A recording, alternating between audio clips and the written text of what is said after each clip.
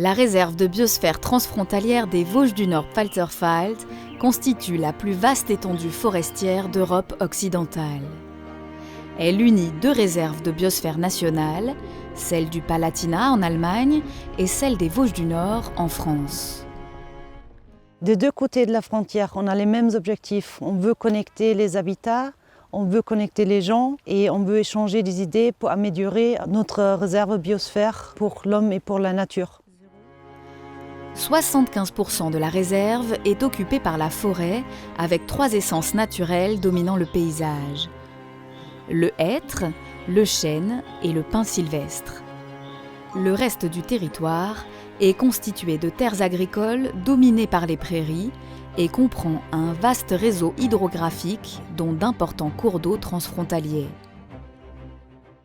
Moi, je souhaite un territoire très diversifié, des forêts de différentes essences, feuillus, résineux, avec des gros arbres, avec des milieux gérés en futaies irrégulières pour avoir des arbres de toute taille. Au niveau des milieux ouverts, on peut imaginer justement un maillage de haies, des arbres isolés également qui ont toute leur importance pour des rapaces qui se perchent régulièrement sur ces arbres. Une ripisylve également le long des cours d'eau. Plus le milieu est diversifié, plus il est intéressant pour l'avifaune, pour la faune en général. Sur ce territoire remarquable, perçu comme préservé, l'intensification des activités humaines a peu à peu réduit les habitats naturels, altéré leur fonctionnalité. Certaines espèces terrestres et aquatiques ne peuvent plus circuler librement d'un espace à l'autre, isolant les populations. La fragmentation des milieux forestiers, agricoles et aquatiques est une cause majeure de l'érosion de la biodiversité. Ça a bien sûr du sens de créer plusieurs petits espaces ouverts pour pouvoir mettre en place des petits biotopes insulaires interconnectés qui sont en même temps des espaces de vie pour des espèces différentes. C'est pour cette raison que je pense que la création de plusieurs petits espaces ouverts a un intérêt, même si leur entretien est un tout petit peu plus fastidieux. Dans tous les cas, c'est un superbe projet. Pour répondre à cette problématique, le projet Life Biocorridor, porté par le Parc des Vosges du Nord et le Bezirk Serban-Pfalz, vise à rétablir la continuité écologique dans ces trois milieux en reliant les réservoirs de biodiversité entre eux. C'est pas toujours évident de comprendre pourquoi on enlève un barrage. On a un peu l'impression qu'on casse tout.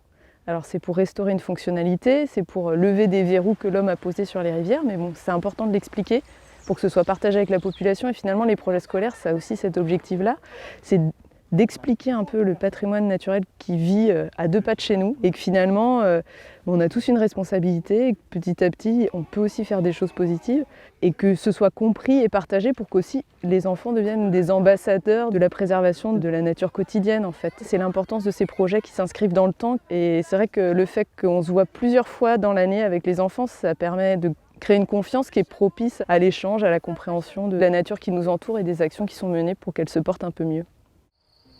Les milieux naturels fonctionnels et biodiverses rendent d'inestimables services à l'homme, entièrement gratuits.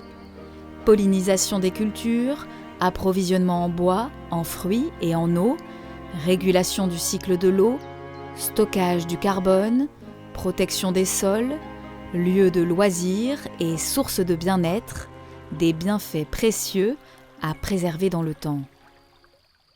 L'idée d'un projet LIFE, c'est aussi l'idée de mettre un peu le pied à l'étrier d'une démarche. C'est-à-dire qu'au-delà du projet LIFE, une fois qu'il a touché son but, l'idée c'est que les structures publiques s'emparent aussi de la problématique pour pouvoir financer d'autres projets annexes qui permettent la continuité du programme initial. Pour répondre aux urgences écologiques actuelles ainsi qu'aux besoins des générations futures, l'ensemble des fonctions écologiques, sociales, culturelles et économiques de ces paysages doit être pris en compte afin de mettre en place une sylviculture, une agriculture et une urbanisation responsables.